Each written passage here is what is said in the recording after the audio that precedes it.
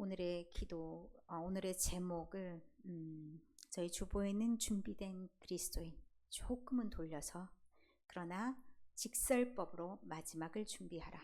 PPT에는 이렇게 띄웠습니다.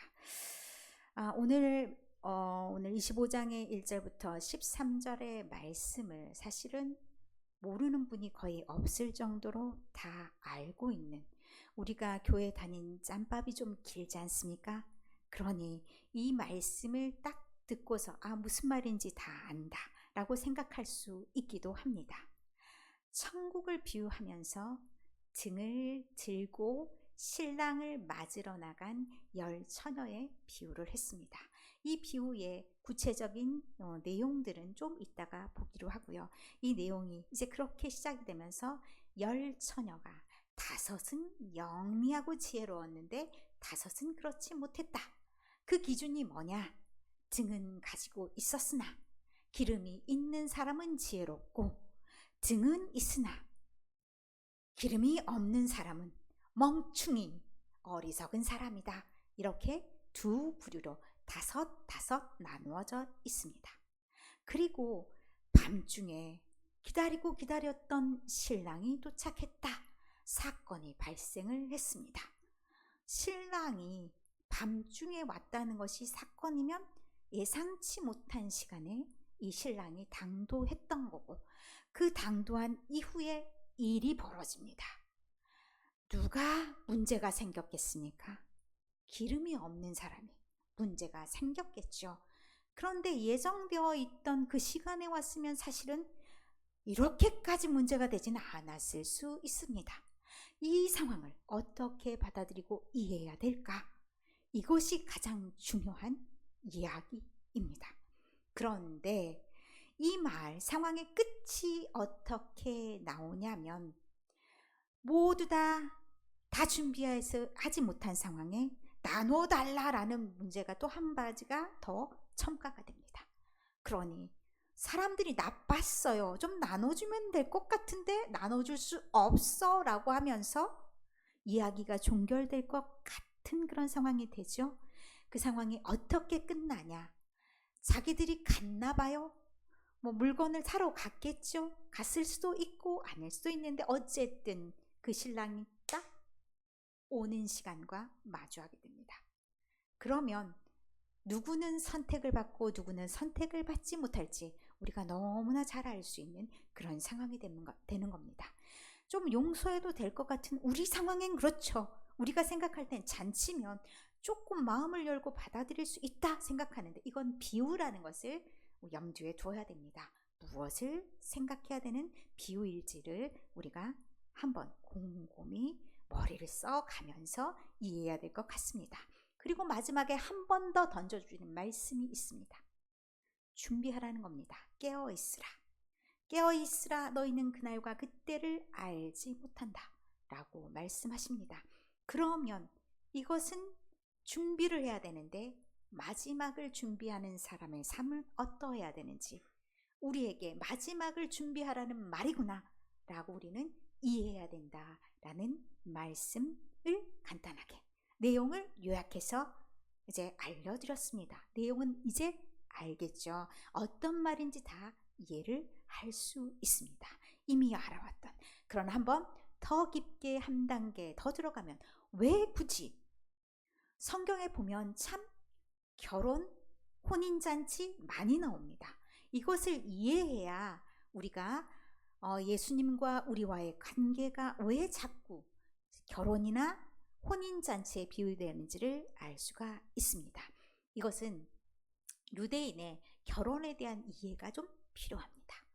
유대인들은 결혼식을 그냥 거창하게 한 번에 딱 아닙니다. 언제부터 결혼이 시작된다고 보냐면 정혼부터 시작합니다. 정혼했다는 말을 여러분 들은 적이 있죠? 언제 들으셨습니까? 마리아와 요셉이 정혼했더라. 그러면 같이 살아야죠? 아닙니다. 그 다음에 기간이 필요합니다. 어느 정도 보통의 기간이 필요하냐? 1년. 1년은 조금 더 짧을 수도 있고 1년보다 좀 더 길 수가 있습니다. 저 기간이 무슨 기간이냐? 신랑은 같이 살 집을 마련하는. 옛날에는 집을 다 샀습니까? 아닙니다. 이제 뚝딱뚝딱 집을 짓기 시작해야 되죠. 땅을 이제 정해서 집을 고르고 땅을 평탄하게 좀 만들어 보고, 이 과정이 그렇게 시간이 걸리기 때문에 1년. 또 여자 입장에서는 어떻게 됩니까? 살림살이를 장만하고 필요한 모든 물품들을 준비하는데 1년. 이런 기간들로 1년을 정한 겁니다. 그런데 우리와 굉장히 다른, 우리 권사님들은 예전에 약혼식을 해보셨을 것 같아요. 그런데 이 약혼식과 조금 다른 게 있습니다. 약혼식을 깨면 파혼이라고 하지요. 그런데 정혼을 깨면 이혼입니다. 여기서부터 결혼이 시작된다라고 보기 때문에 이건 우리랑 굉장히 다른 개념입니다. 그렇기 때문에 이때부터 어떻게 되냐? 너랑 나랑은 이런 관계가 되는 겁니다. 그러니까 이 관계가 쉽게 깨질 수 있는 관계가 아닙니다. 자, 약속을 하고 간 겁니다. 누가요? 우리 믿는 사람의 입장에서는 예수님께서 마지막 안녕하고 인사하고 가셨어요. 어떻게? 부활하고 승천하시면서 너희가 본 그대로 내가 올게 라고 약속을 하셨습니다. 그게 뭔가요? 정원. 우리랑 정혼한 사이가 되는 겁니다. 그래서 성경에서 자주 신랑과 신부를 예수님과 교회의 관계에 비유하는 겁니다. 기다림의 시간이 있는 거죠. 예수님이 가셨다가 바로 오시지 않고 기다림의 시간이 있는 겁니다. 그 1년이라는 시간이 우리는 사실 정확하게 1년이 아니고 언제일지를 알 수 없는 겁니다. 그렇기 때문에 이 기다림의 시간을 어떻게 보내느냐가 성도로서 제대로 사는 건지 멍충이의 삶이 되는 건지 이 변별력이 될 수가 있습니다. 이 시간들. 그런데요, 이 시간이 너무 오늘 성경의 말씀에도 더디옴으로 라는 말이 있습니다. 사람들이 생각했던, 예상했던 그 시간의 범위를 넘어섰다는 겁니다. 이때쯤이면 오겠지. 그리고 제자들도, 그 당시 예수님이 간 걸 본 모든 사람들도 자기 살아생전에 이 일을 경험하겠지라고 했는데 그 일을 경험하지 못하니까 어떻게 돼요? 마치 없던 일처럼 생각할 수 있다는 얘기예요. 마치 이제 약속은 글렀어. 이제 안 오시나 봐. 이러면서 어떻게 되냐면 사람들이 느슨해져요. 아무 생각이 없어지는 거예요. 그러면 삶이 어떻게 되냐? 긴장감이 없어집니다. 그런 삶을 살고 있었을지도 모르는 그런 교회의 상태에 한번 점검하고 나가자라는 것이 오늘 말씀이라는 겁니다. 이렇게 그 기다림의 시간, 그런데 언제 짜잔하고 예수님이 나타나냐? 알지 못하는 한밤중에 나타날 수 있다는 겁니다. 준비가 안 되면 어떻게 됩니까?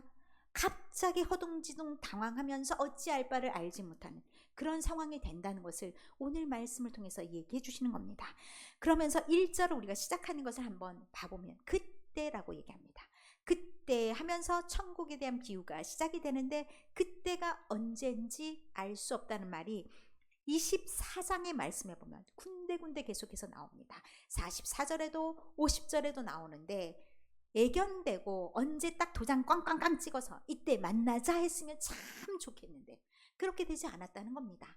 그래서 생각하지 않은 때라고 얘기도 하고 알지 못하는 시기라고 표현되기도 합니다. 그때가 바로 그때입니다. 알지 못하는 그 시기. 그런데 오늘 우리가 읽은 본문에 의하면 생각보다 더딘 그 시기. 그 시기를 놓치면 어떻게 되냐? 문은 닫혀진다는 겁니다. 그 사이에 우리가 끼어 있는 겁니다. 그런데 이 5사람은 준비되고 5사람은 준비되지 못했다 하는데 이 기름을 언급합니다. 이 기름이 과연 뭐냐? 우리가 생각해 볼 수가 있는 겁니다. 이 기름이 뭘까? 기름이라는 것이 이제 최초에 등장하는 것이 레위기 말씀입니다.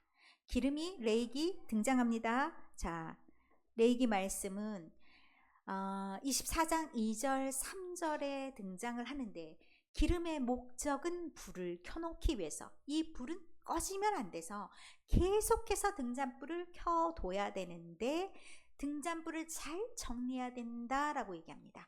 정리라는 것 자체가 준비한다라는 의미이기도 하고요. 한편으로 횃불의 심지를 잘 정리한다는 의미이기도 합니다. 그러면 항상 불을 꺼뜨리지 않기 위해서 준비가 되어야 된다는 말씀이죠. 이것은 어떤 의미일까요? 그냥 촛불만 준비하라는 의미인가요? 등불만, 횃불만 들고 있으면 된다는 말인가요? 아니죠. 저게 어디에 있는 겁니까? 성전 안에 있는 겁니다. 성전 안에 있다라는 것은 늘 그렇게 등불을 켜면서 등불 심지를 제대로 정리하면서 누구를 생각하는 겁니까? 하나님을 생각하는 겁니다. 하나님과의 교제를 하는 시간을 말하는 겁니다. 그러면 계속해서 하나님 말씀을 떠올리고 하나님이 주신 사명을 깨닫고 이 시간들이 기름으로 표현된다는 얘기입니다. 그 기름이 계속해서 있어야 된다라는 말씀. 그래서 꺼지지 않게 해야 된다는 것은 잊지 말아야 된다는 겁니다. 누가 오심을? 예수님께서 다시 오심을 기억해야 된다는 건데 우리가 참 꺼뜨리기 쉬워요. 왜냐하면 확 타올랐다가 어느 순간에 아무 일도 없다는 듯이 그렇게 되기가 참 쉽습니다. 무엇이 꺼지면? 우리 안에 성령의 불이 꺼지면, 우리 안에 믿음이 꺼지면, 우리 안에 소망이 사라지면 이렇게 되기가 참 쉽다는 겁니다. 그래서 우리는 늘 이것을 준비해야 되는데 어떤 것으로 준비해야 되냐? 기다림이라는 것이 우리에게 준비가 되어 있어야 됩니다. 믿음이 하나 있지요. 하나님과의 교제라는 것은 늘 우리 안에 믿음이 불타오른다라는 것이고 또 한편으로 기름이라는 것은 우리의 기다림을 말하기도 합니다. 그래서 말씀에 이런 게 있습니다. 24장 말씀에 보면 끝까지 견뎌라 라고 말합니다. 왜 끝까지 견뎌야 되냐면 하나님이 지금 하시고 있는 일 우린 잘 몰라요. 우리가 하나님이 하시는 일을 근데 이해하고 받아들여야 되는데 하나님은 그렇게 하시는 목적이 있다는 겁니다. 왜 이렇게 늦어지는 걸까? 하나님은 뭐 하고 계시는 걸까? 왜 예수님은 아직 안 오시는 걸까? 놀고 계시지 않다는 거예요. 무엇을 하고 계시냐? 모든 민족에게 복음이 전파되기를 기다리신다는 겁니다. 그것은 바로 하나님의 예수님의 사랑임을 우리에게 알게 해주신다는 겁니다. 우리 주변에도 믿지 않는 사람들이 참 많이 있죠. 예수님이 오시면 어떻게 됩니까? 문이 닫혀집니다. 예수님이 오시기 전에 그들 또한 믿음의 대열에 설 수 있도록 하기 위해서 예수님은 힘차게 일을 하고 계시고 은밀하게 일을 하고 계시고 신실하게 그 일을 행하신다는 것을 오늘도 말씀해 주시는 겁니다. 그래서 우리에게는 그 형태가 기다림이란 형태로 믿고 나아가며 기다리는 것이 필요하다는 말씀입니다. 또 한편으로 기름이라는 것은 우리의 영적인 분별력을 말하기도 합니다. 때가 언제인지를 아는 것이 필요한데 때뿐만 아니라 우리 상황을 아는 것이 필요하다는 겁니다. 우리의 상황을 보고서 지금 이것이 하나님께서 우리에게 알려주신 말씀이구나. 지금 우리는 준비하여 알 때가 되었구나. 이런 것들을 판단하면서 나아가는 것이 우리에게 준비된 자세, 기름이라는 것입니다. 그러면 우리는 이 땅의 삶을 어떻게 사는 것이 이 5사람 안에 드는 사람의 삶일까? 아니면 또 어떻게 사는 것이 멍충이가 되는 5사람, 어리석은 5사람이 되는 그런 삶일까? 라는 것을 생각해 볼 수가 있는 겁니다. 우리가 때도 알았어요. 어떻게 해야 될지도 알았어요. 믿음도 있어요. 그런데 그것이 우리의 행함과도 연결되어야 된다는 것을 말씀합니다. 그게 이제 24장의 말씀에 보면 24장 45절의 말씀에 때를 따라 양식을 나눠줄 자가 누구냐? 때를 따라 양식을 나눠준 것. 이것은 어찌 보면 자기가 맡은 사명이라고도 볼 수가 있습니다. 자기에게 맡겨진 사명을 다하고 있는가? 이것을 한번 점검해야 된다는 겁니다. 나는 나에게 주신 사명을 잘 감당하고 있다. 그러면 나는 지혜로운 5사람 안에 드는 겁니다. 또 한편으로 지혜롭게 살아간다는 것은 어떤 의미가 있냐? 우리가 충성되게 그 일을 다한다는 의미이기도 합니다. 언제 한 번 잘할 수 있습니다. 또 언제는 잘 못합니다. 이것은 충성이 아닙니다.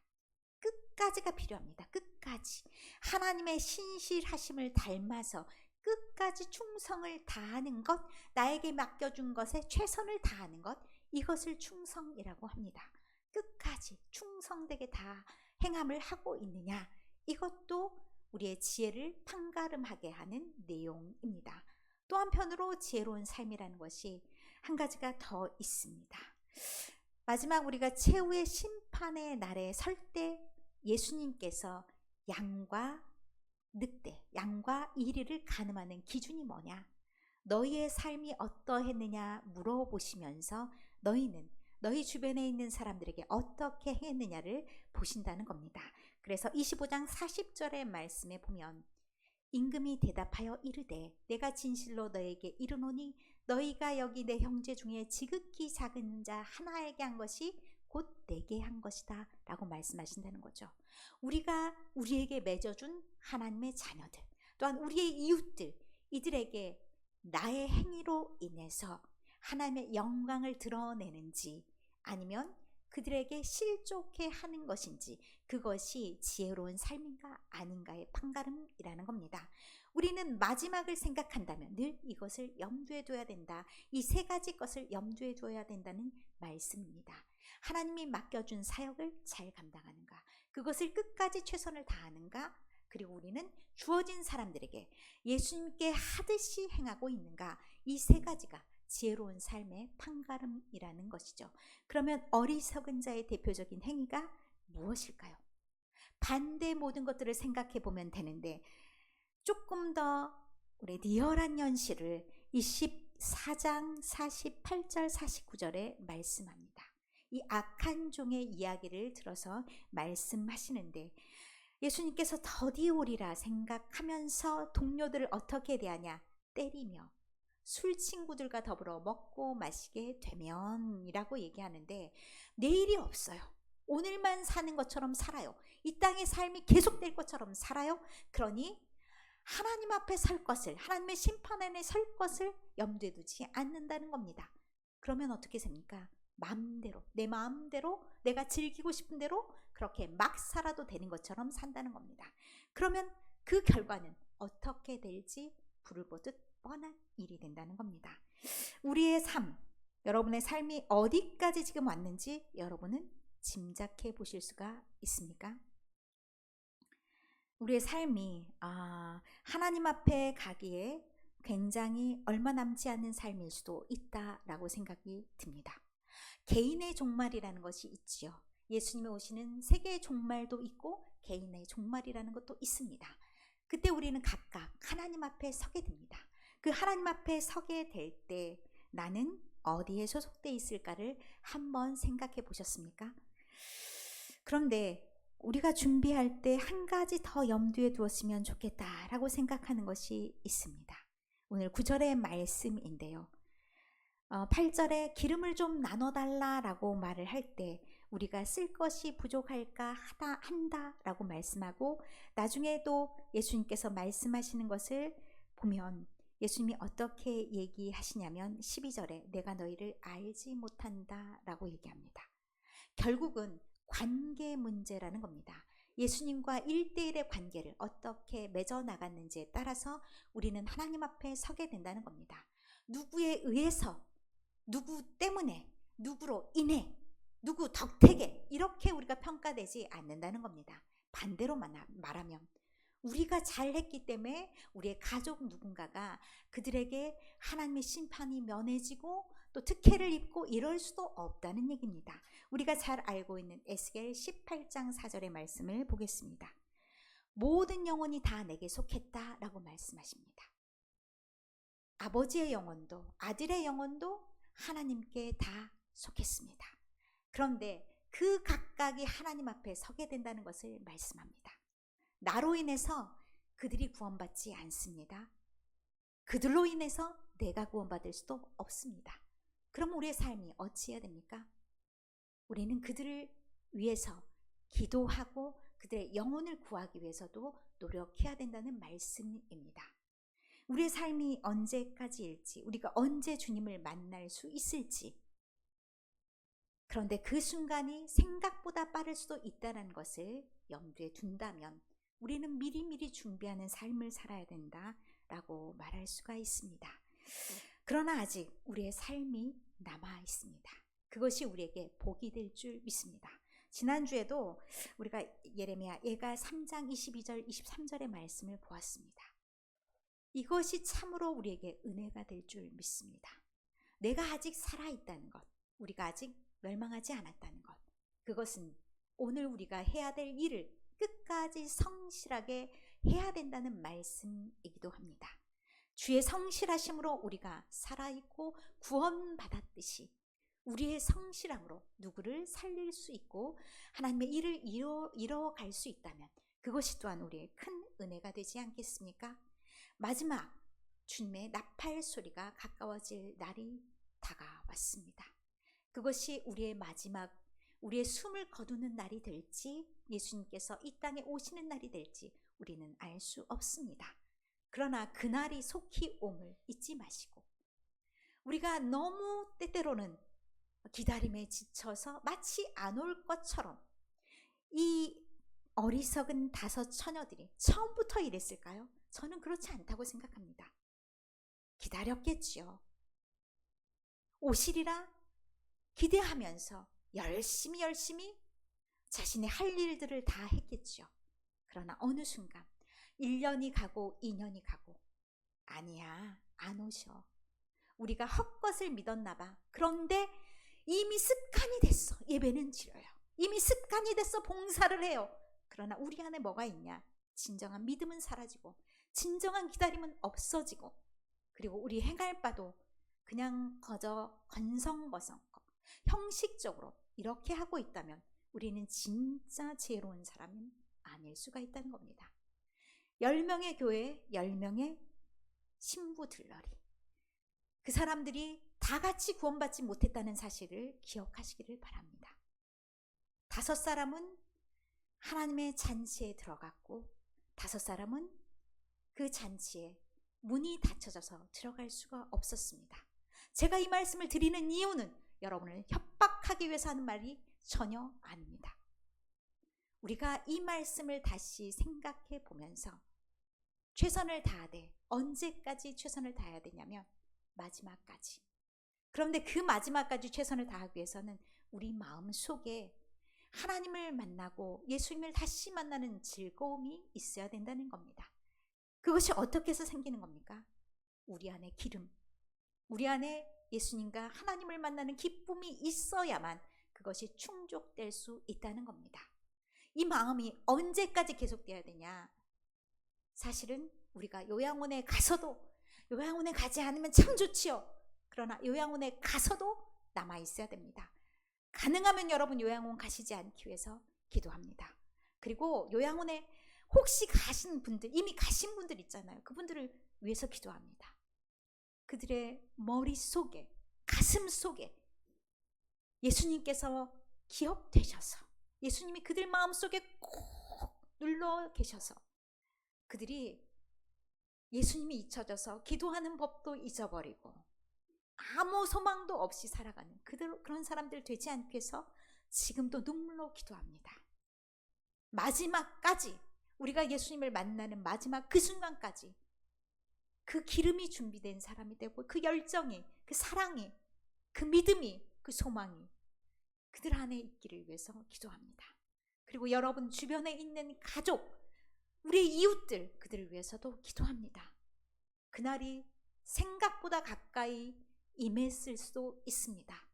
더디다고 생각하는 그 시점이 그들에게는 너무 빠른 시간이 될 수도 있다는 것을 기억하시고, 우리가 그들을 위해서 기도하시되 우리의 선한 행실을 통해서 그들이 하나님의 살아계심을 알고 하나님께 영광을 돌릴 수 있는 그런 삶이 되시기를 위해서도 반드시 기도하시면서 여러분의 삶을 통해서 하나님께 영광 돌리며, 그리고 모든 사람들이 구원받을 수 있는 하나님의 역사에 여러분이 동참하시면서 마지막을 아름답게 준비하신 여러분 모두